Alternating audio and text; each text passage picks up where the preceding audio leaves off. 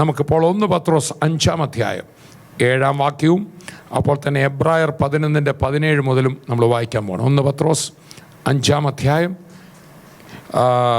7-ാം വാക്യം.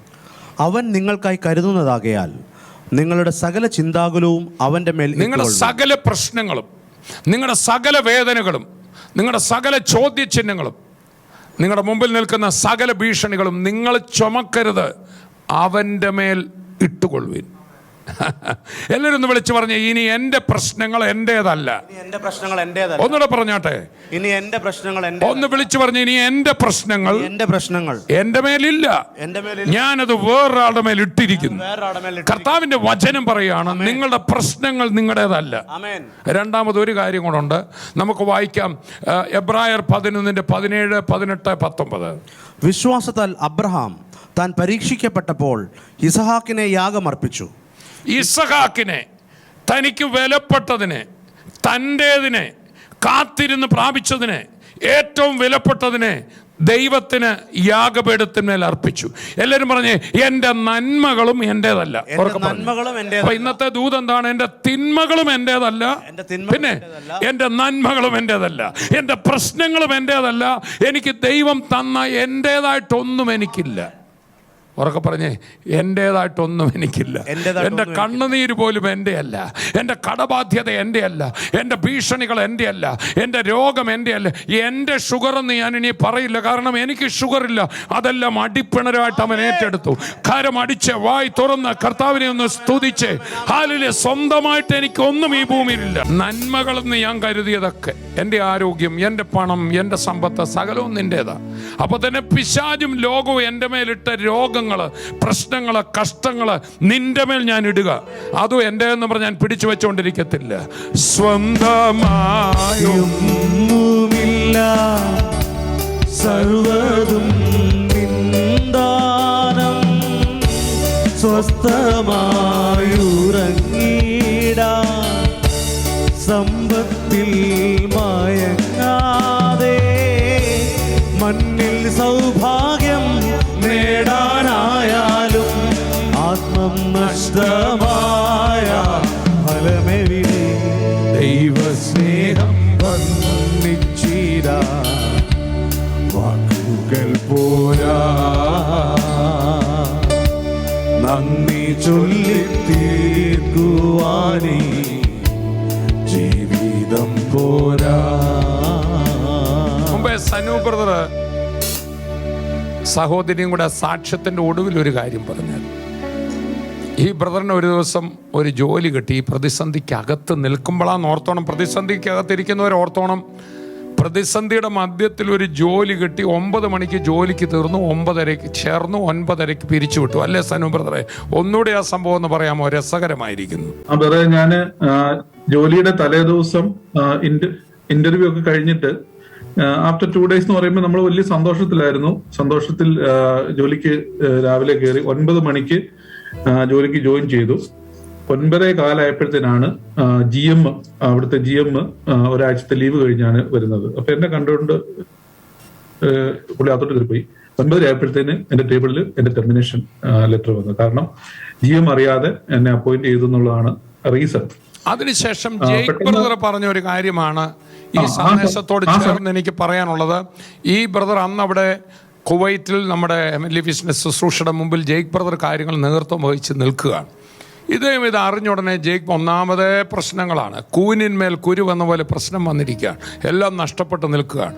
ജയ്ക്ക് ബ്രദറിനെ വിളിച്ചിട്ട് പറഞ്ഞു, ജയ്ക്ക് ബ്രദറെ ജോലി പോയി അല്ലേ? അപ്പൊ എന്താ സംഭവിച്ചേ?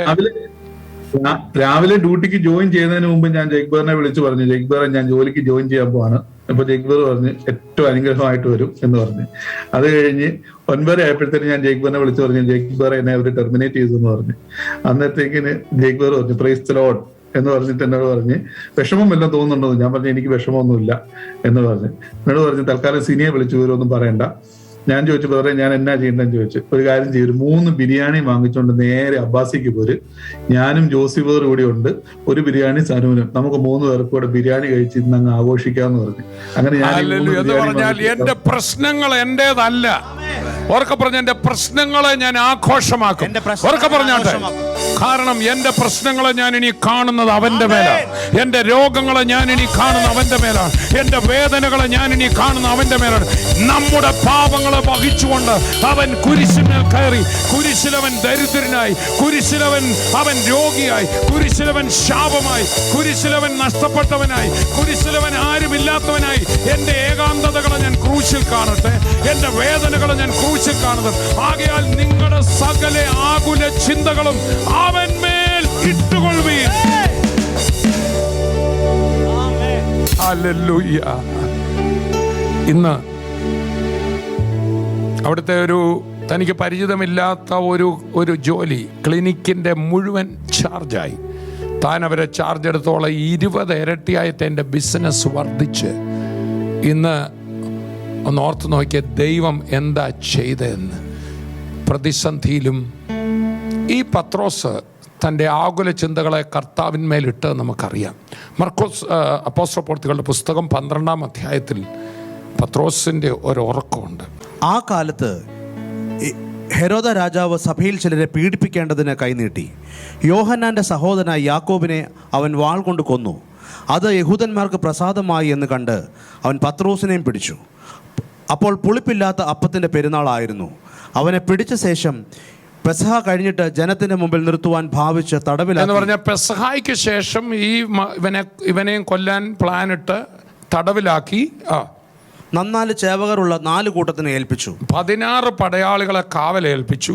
വായിച്ചോളൂ. ഇങ്ങനെ പത്രോസിനെ തടവിൽ സൂക്ഷിച്ചു വരുമ്പോൾ സഭ ശ്രദ്ധയോടുകൂടി അവന് വേണ്ടി ദൈവത്തോട് പ്രാർത്ഥന കഴിച്ചു. അവിടെ ശ്രദ്ധയോടുകൂടി എന്നേ പറയുന്നുള്ളൂ. ഏതായാലും ഞാൻ ഇന്ന് രാവിലെ ഓർക്കുമായിരുന്നു,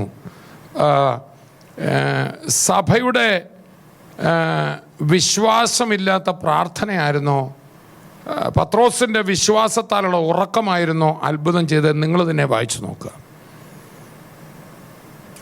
ഇവിടെ പത്രോസിന് പ്രാർത്ഥനാ വിഷയമില്ല. ഈ പത്രോസ് തന്നെയാണോ ലേഖനത്തിൽ പറഞ്ഞത്, അവൻ്റെ മേൽ ഇട്ടുകൊള്ളു. ഇട്ടാൽ പിന്നെ എന്നാ പ്രാർത്ഥനാ വിഷയം? ചില പറഞ്ഞ ബ്രദറെ എനിക്കൊരു വിഷയമുണ്ട്, ബ്രദർ ഒന്ന് വെച്ച് പ്രാർത്ഥിക്കണം വിഷയം. പക്ഷേ നമ്മുടെ പത്രോസ് വിഷയം വെച്ച് പ്രാർത്ഥിക്കാനില്ല, ഇട്ടിട്ട് ഉറങ്ങുന്ന പാർട്ടിയാണ്. പറഞ്ഞ വിഷയം വെച്ച് പ്രാർത്ഥന നിർത്തുക എന്ന് പറഞ്ഞു, പ്രാർത്ഥന നിർത്തുക, എന്നിട്ട് ഇതിനെ ഇട്ടിട്ട് ഉറങ്ങാൻ പഠിക്കുക. പറഞ്ഞേ ആമേൻ. അപ്പൊ നമുക്ക് വെച്ച് പ്രാർത്ഥന. ഇന്നലെ ഒരു സഹോദരി എന്നെ ഒരു വിഷയത്തിൽ വിളിച്ചപ്പോൾ, ഇന്ന് രാവിലെയാന്ന് തോന്നുന്നു, ഞാൻ പറഞ്ഞു എത്രാമത്തെ ആളെയാണ് വിളിക്കുന്നത്? അത് ബ്രദറിനെ കൂട്ടി 3-മത്തെയാണ്. ഞാൻ പറഞ്ഞു സിസ്റ്ററെ, അവർ പ്രാർത്ഥിച്ചതിനേക്കാൾ ബെസ്റ്റ് ആവുമോ ഞാൻ പ്രാർത്ഥിച്ചാൽ? അല്ല, എൻ്റെ ഒരു സ്വസ്ഥതയ്ക്ക് അങ്ങനെ പറ സിസ്റ്റർ, അങ്ങനെ പറ. അപ്പം വിഷയത്തിൻ്റെ വിടുതലല്ല, സഹോദരിയുടെ ഒരു സമാധാനത്തിനാണ്. അതിന് ഞാൻ വചനം പറഞ്ഞുതരാമെന്ന് പറഞ്ഞു. യേശുവിൻ്റെ കയ്യിൽ കൊടുത്തത് തന്നെയാണ്. ഇനി സഹോദരി ഒന്ന് റെസ്റ്റ് ചെയ്തേ. സഹോദരിക്ക് മനസ്സമാധാനത്തിന് ഞാൻ പ്രാർത്ഥിക്കാം. ആ ദൈവദാസന്മാർ വിഷയത്തിന് പ്രാർത്ഥിച്ചതിൻ്റെ മുകളിൽ കയറി ഞാൻ പ്രാർത്ഥിക്കില്ല. അത് നടന്നത് തന്നെ. ചേർന്ന് കർത്താവിനെ സ്തുതിക്കാം. നിങ്ങളുടെ സകല ആകുല ചിന്തകളും അവൻ്റെ മേൽ ഇട്ടുകൊള്ളുവിൻ, അവൻ്റെ മേൽ ഇട്ടുകൊള്ളുവിൻ. ഈ പ്രാർത്ഥന എന്നത് ദൈവമക്കളുടെ ഇടയിൽ ഒരു കർമ്മമായി മാറിക്കൊണ്ടിരിക്കുകയാണ്. പൗലോസ് ശ്ലീഹ ഇതിനെക്കുറിച്ച് പറയുമ്പോൾ നിങ്ങളുടെ ആവശ്യങ്ങൾ സ്തോത്രത്തോട് എന്ന് പറഞ്ഞാൽ നന്ദി അർപ്പണത്തോടെ, അഡ്വാൻസ് താങ്ക് യു എന്ന് പറഞ്ഞാൽ നടക്കുമെന്ന് എനിക്ക് ഉറപ്പാണ്. നേരത്തെ കയറി താങ്ക് യു പറഞ്ഞിട്ട് കിടന്നുറങ്ങാൻ, സ്തോത്രത്തോടു കൂടെ ദൈവത്തെ അറിയിക്കുക അത്രേ വേണ്ടത്. അറിയിക്കുക, ജസ്റ്റ് ഇൻഫോം. പ്രാർത്ഥനാ വിഷയം എന്ന് പറഞ്ഞ് കൊണ്ട് നടക്കാതെ അറിയിക്കുക അത്രേ വേണ്ടത്. എന്നാൽ സകല ബുദ്ധിയെയും കവിയുന്ന ദൈവസമാധാനം. അപ്പം പ്രശ്നക്കാരൻ ബുദ്ധി, അവർക്ക് പറ, എൻ്റെ ബുദ്ധിയാണ് പ്രശ്നക്കാരൻ.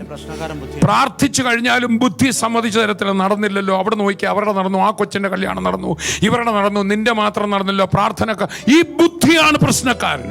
അപ്പം ദൈവസന്നിധിയിൽ വിശ്വാസത്താൽ കൊടുത്തു കഴിയുമ്പോൾ ബുദ്ധിയെ കവിയുന്ന സർപ്പാസത്ത് ഓൾ മൈ നോളജ്, ഗൂഗിളിനെ കവിയുന്ന ദൈവസമാധാനം, ബുദ്ധിയെ കവിയുന്ന ദൈവസമാധാനം. ചേർന്ന് കർത്താവിനെ സ്തുതിക്കാം. ആ സമാധാനം നിങ്ങളുടെ ഹൃദയത്തിൽ വരുമെന്ന്. Praise the Lord, praise the Lord. സമാധാനം ഹൃദയത്തിൽ വരുമെന്നാ പറഞ്ഞ് പ്രാർത്ഥനയ്ക്ക് മറുപടി കിട്ടുമെന്നല്ല. അപ്പം സമാധാനം ഹൃദയത്തിൽ വരുന്നതാണ് ഇവിടെ നമ്മൾ കാണുന്നത്. വായിച്ചാട്ട്. ഹെരോദ രാജാവ് അവനെ ജനത്തിന്റെ മുമ്പിൽ നിർത്തുവാൻ ഭാവിച്ചതിന്റെ തലേ രാത്രിയിൽ പത്രോസ് 2 ചങ്ങലയാൽ ബന്ധിക്കപ്പെട്ടവനായി 2 പടയാളികളുടെ നടുവിൽ ഉറങ്ങുകയായിരുന്നു. സ്തോത്രം. അപ്പം ഇവിടെ പത്രോസ് എന്തിയാണ്? പ്രാർത്ഥനയുടെ വിഷയം ദൈവസന്നിധിയിൽ കൊടുത്തു. വിഷയം വലുതാണ്, പക്ഷേ താൻ ഉറങ്ങാണ്. വായിച്ചാട്ടെ. കാവൽക്കാർ കാരാഗ്രഹം കാത്തുകൊണ്ടിരുന്നു. പെട്ടെന്ന് കർത്താവിന്റെ ദൂതൻ അവിടെ പ്രത്യക്ഷനായി. ആ. അറയിൽ ഒരു വെളിച്ചം പ്രകാശിച്ചു. ആ. അവൻ ഉറങ്ങിയാൽ പെട്ടെന്ന് കാര്യം നടക്കും. ഉറക്കെ പറഞ്ഞു, ഉറങ്ങിയാൽ പെട്ടെന്ന് കാര്യം നടക്കും. കർത്താവിന്റെ കയ്യിൽ കൊടുത്ത് ഞാൻ ഫ്രീ ആയാൽ, സകല ബുദ്ധിയും കവിയുന്ന ദൈവസമാധാനം പ്രാപിച്ചാൽ, അത് ആ സമാധാനമാണ് നമുക്ക് കിട്ടേണ്ടത്. ഒരു പ്രവാചകം എന്ന വിടുതലാണെന്ന് പറയാൻ നമ്മൾ കാത്തിരിക്കുന്നത്. പക്ഷെ കർത്താവിന്റെ കയ്യിൽ കൊടുത്തതിനേക്കാൾ വലുത് വല്ലതുമാണോ പ്രവാചകൻ പറഞ്ഞോട്ടെ, ചിലപ്പോൾ പ്രവാചകൻ പറഞ്ഞു വിടും. എന്നാൽ സ്തോത്രം, കർത്താവിന്റെ കയ്യിൽ ഞാൻ കൊടുത്തു. കർത്താവ് എൻ്റെ പ്രാർത്ഥന കേട്ടു. ചിലർക്ക് ഉടനെ തോന്നും, ഞാൻ അത്ര വലിയ പ്രാർത്ഥനക്കാരൻ, തോമസ് ഊട്ടി ബ്രദർ പ്രാർത്ഥിച്ചാലേ കേൾക്കുള്ളൂ. വെറും തോന്നല സഹോദര. ഇത് ദൈവത്തിന് ഒരു വ്യത്യാസവുമില്ല. ലോകത്തിൽ ആരെങ്കിലും തൻ്റെ ഹൃദയത്തിൽ സംശയിക്കാതെ, അല്ലേ, ആരെങ്കിലും, അതിന് ഹിന്ദു എന്ന് പറഞ്ഞോ, മുസൽമാൻ എന്ന് പറഞ്ഞോ, പെന്തിക്കോസുകാരൻ എന്ന് പറഞ്ഞോ, ഹെവൻലി, ആരെങ്കിലും എൻ്റെ യേശു പ്രവർത്തിക്കുമെന്ന് എന്ന് വിശ്വസിച്ചുകൊണ്ട് നിങ്ങൾ പ്രാർത്ഥിച്ചാൽ അത്ഭുതം നടക്കും. നിങ്ങൾ കർത്താവിൻ്റെ കയ്യിൽ കൊടുക്കുന്ന നിമിഷം തന്നെ കർത്താവ് കേട്ട് കഴിഞ്ഞു. Praise the Lord. അറയിൽ ഒരു വെളിച്ചം പ്രകാശിച്ചു. അവൻ പത്രോസിനെ വിലാപ്പുറത്തു തട്ടി, വേഗം എഴുന്നേൽക്ക എന്ന് പറഞ്ഞ് അവനെ ഉണർത്തി. ഉടനെ അവന്റെ ചങ്ങല കൈമേൽ നിന്നും വീണുപോയി. ദൂതൻ അവനോട് അരകെട്ടി ചെരുപ്പ് ഇട്ട് മുറുക്കുക. നമുക്കറിയാം, തുടർന്ന് ഇവരവിടെ സഭയിൽ ചെല്ലുമ്പോൾ കാണുന്ന കാര്യം എന്നാന്ന് ചോദിച്ചാൽ, ഈ രോധ എന്ന ബാല്യക്കാരത്തിൽ വന്ന് പത്രോസാണ്ട് പുറത്ത് വന്ന് പറഞ്ഞപ്പോൾ സഭക്കാർ വിശ്വസിച്ചില്ല. അവർ പ്രാർത്ഥിക്കുന്നുണ്ട്, പക്ഷെ വിശ്വസിക്കുന്നില്ല. പക്ഷെ പത്രോസ് പ്രാർത്ഥിക്കുന്നില്ല, വിശ്വസിച്ചു. കാരണം കർത്താവിൻ്റെ കൈ കൊടുത്ത് തൻ്റെ കാര്യം ഫ്രീ ആയി. നമുക്ക് അങ്ങനെ വിശ്വസിക്കുന്നൊരു വിശ്വാസം, അതിനായിട്ടൊന്ന് കര ഉയർത്തി കർത്താവിനെ സ്തുതിക്കാം. 25 വർഷത്തെ കാത്തിരിപ്പിന് ശേഷമാണ് അബ്രഹാമിന് ഇസ്ഹാക്കുണ്ടായത്, സാറായിക്ക് ഇസ്ഹാക്കുണ്ടായത്, ഒരു കുഞ്ഞിക്കാല് കണ്ടത്. അവർക്കൊരു കാര്യം മനസ്സിലായി, ദൈവം തന്ന ദാനമാണ്. God's gift of God, belongs to God. സൗജന്യമായി തന്ന എൻ്റെ രക്ഷ സൗജന്യമാണ്. ആർക്കൊക്കെയോ പകുത്തു കൊടുക്കാൻ എനിക്ക് തന്ന. ഇസഹാക്കിൽ നിന്ന് ജനിക്കുന്നവർ നിന്റെ സന്തതി എന്ന് വിളിക്കപ്പെടും എന്ന അരുളപ്പാട് ലഭിച്ച് വാഗ്ദത്തങ്ങളെ കൈക്കൊണ്ടവൻ തൻ്റെ ഏകജാതനെ അർപ്പിച്ചു. വാഗ്ദത്തങ്ങളുണ്ട്. ഈ അർപ്പിക്കുന്ന കുഞ്ഞ് ലോകത്തിന് മുഴുവൻ അനുഗ്രഹമാകേണ്ടെന്ന കുഞ്ഞാണെന്ന് വാഗ്ദത്തം മുമ്പ് കിട്ടിയതാ. പക്ഷേ കർത്താവ് പറഞ്ഞു, അതിനെ ഇങ്ങനെ തന്നേക്ക പറഞ്ഞു, നിന്റെ അല്ലെന്ന് പറഞ്ഞു. ഹാഗാറിനുണ്ടായ കുഞ്ഞ് നിന്റെ അല്ലെന്ന് ഞാൻ തെളിയിച്ചല്ലോ. അവനെ ഞാൻ വലിയ ദാദിയാക്കും നിന്നോട് ഞാൻ പറഞ്ഞല്ലോ. എൻ്റെയാണ് കുഞ്ഞ്, എൻ്റെയാണ് നീ പേടിക്കൊന്നും വേണ്ട. എൻ്റെ പ്ലാനാണ് നടന്നുകൊണ്ടിരിക്കുന്നത്. അബ്രഹാമൻ ഈ കുഞ്ഞിനെയും എന്ത് ചെയ്തു? അർപ്പിച്ചു. അടുത്ത വാക്യം, മരിച്ചവരുടെ ഇടയിൽ നിന്നും ഉയർപ്പിപ്പാൻ ദൈവം ശക്തൻ എന്ന് എണ്ണുകയാൽ. അങ്ങനെ അബ്രഹാം വിശ്വസിച്ചു. അവരുടെ ഇടയിൽ നിന്നും എഴുന്നേറ്റവനെ പോലെ. ഉൽപ്പത്തി പുസ്തകം 22 ആ ഭാഗം ഞാനൊന്ന് വായിക്കാം. അബ്രഹാം തലപൊക്കി നോക്കിയപ്പോൾ പിമ്പുറത്ത് ഒരു ആട്ടുകൊറ്റൻ കൊമ്പ് കാട്ടിൽ പിടിപെട്ട് കിടക്കുന്നത് കണ്ടു. അബ്രഹാം ചെന്ന് ആട്ടുകൊറ്റനെ പിടിച്ച് തൻ്റെ മകന് പകരം ഹോമയാഗം കഴിച്ചു. അവിടെ മുതലേ കരുതൽ കാണാൻ തുടങ്ങി. നിന്റെ മകനെ ഞാൻ എടുക്കത്തില്ല, എൻ്റെ മകൻ തന്നെയാ. നിന്നെ കൊണ്ട് ഞാൻ യാഗം കഴിപ്പിക്കില്ല, നിനക്കൊന്നും നഷ്ടമാകില്ല. എൻ്റെ കർത്താവിൻ്റെ വാക്ക് കേട്ട് നിങ്ങൾ ഇന്ന് ഒരു സ്തോത്ര കാഴ്ച അർപ്പിച്ചിട്ടുണ്ടെങ്കിൽ, സനു ബ്രദർ അവിടെ ദൈവദാസന്മാരുടെ കൂടെ 50 ഫിൽസ് ഒഴിച്ച് ഡീസൽ അടിച്ച് ദൈവദാസന്മാരുടെ പുറകെ സുവിശേഷ വേലയ്ക്ക് നടന്നിട്ടുണ്ട്. എൻ്റെ യേശു ആർക്കും കടക്കാരനല്ല, യേശു ആർക്കും കടക്കാരനല്ല. ചേർന്ന് കർത്താവിനെ സ്തുതിക്കാം. പിമ്പുറത്ത് ഒരാട്ടുകൊറ്റൻ കിടക്കുന്നത് കണ്ടു. അടുത്തത്, യഹോവയുടെ ദൂതൻ രണ്ടാമതും ആകാശം അബ്രഹാമിനോട് വിളിച്ചു പറഞ്ഞു, നീ കാര്യം ചെയ്ത് നിന്റെ ഏകജാതനായ മകനെ തരുവാൻ മടിക്കായകൊണ്ട് ഞാൻ നിന്നെ ഐശ്വര്യമായി അനുഗ്രഹിക്കും. നിന്റേതല്ല ഇതൊന്നും നീ മനസ്സിലാക്കില്ല. ഞാൻ നിന്നെ ഐശ്വര്യമായി അനുഗ്രഹിക്കും. നിന്റെ സന്തതി ആകാശത്തിലെ നക്ഷത്രങ്ങൾ പോലെയും കടൽക്കരയിലെ മണൽ പോലെയും അത്യന്തം വർദ്ധിപ്പിക്കും. നിന്റെ സന്തതി ശത്രുക്കളുടെ പട്ടണങ്ങളെ കൈവശമാക്കും. നീ എൻ്റെ വാക്ക് അനുസരിച്ചുകൊണ്ട് നിന്റെ സന്തതി മുഖാന്തരം ഭൂമിയിലെ സകല ജാതികളും അനുഗ്രഹിക്കപ്പെടും. ക്രിസ്തുവിനെ കുറിച്ചുള്ള പ്രവചനമാണ്. നിന്റെ സന്തതി എന്ന പലരെക്കുറിച്ച് ഒരുവനെ കുറിച്ചാണ് പറഞ്ഞിരിക്കുന്നത്. അത് ക്രിസ്തുവാണെന്ന് ഗലാത്യലേഖനം പറയുന്നു. എന്ന് ഞാൻ എന്നെ കൊണ്ട് തന്നെ സത്യം ചെയ്യുന്നു. വിത്ത് blessings I will bless you. ഇവിടെയാണ് ദൈവം അങ്ങ് ഇളകി പറയാതെ എബ്രായർ 6 പറയുന്നുണ്ട്, വിത്ത് blessings I will bless you, with multiplication I will multiply U. അനുഗ്രഹം കൊണ്ട് ഞാൻ നിന്നെ അനുഗ്രഹിക്കും.